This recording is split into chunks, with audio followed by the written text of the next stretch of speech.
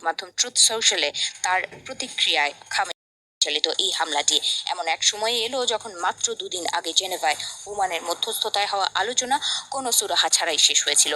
ট্রাম্পের এই আক্রমণাত্মক সিদ্ধান্ত এবং ইসরায়েলি বিমান বাহিনীর সূক্ষ্ম লক্ষ্যভেদী মিসাইলগুলো সম্মিলিতভাবে তেহরানের দুর্দণ্ড প্রতাপশালী নেতৃত্বের ইতি টেনে দিয়েছে।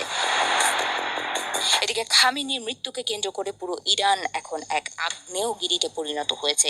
ইরানের বিপ্লবী গার্ড কোর IRGC তাদের অফিসিয়াল টেলিগ্রাম চ্যানেলে এক বিবৃতিতে খুনিদের চরম শিক্ষা দেওয়ার প্রতিশ্রুতি দিয়েছে। তারা এই হামলাকে ইমামের শাহাদাত হিসেবে অভিহিত করে একে ইতিহাসের সবচেয়ে ভয়াবহ প্রতিশোধমূলক অভিযানের সূচনা বলে হুঁশিয়ারি দিয়েছে। তাদের দাবি খামেনি পরাজিত হননি, বরং দেশের সার্বভৌমত্বের জন্য জীবন বিসর্জন দিয়ে অমর হয়ে গেছেন। এই প্রতিশোধের আগুন এখন শুধু ইসরায়েল বা যুক্তরাষ্ট্রে সীমাবদ্ধ নেই, বরং মধ্যপ্রাচ্যের একটি বড় অংশ জুড়ে ছড়িয়ে পড়ার আশঙ্কা তৈরি হয়েছে। হামলার খবর দাবানলের মতো ছড়িয়ে পড়ার সাথে সাথেই তেহরান থেকে ঝাঁকে ঝাঁকে ড্রোন এবং ক্ষেপণাস্ত্র ছুটে গেছে প্রতিবেশী দেশগুলোর দিকে।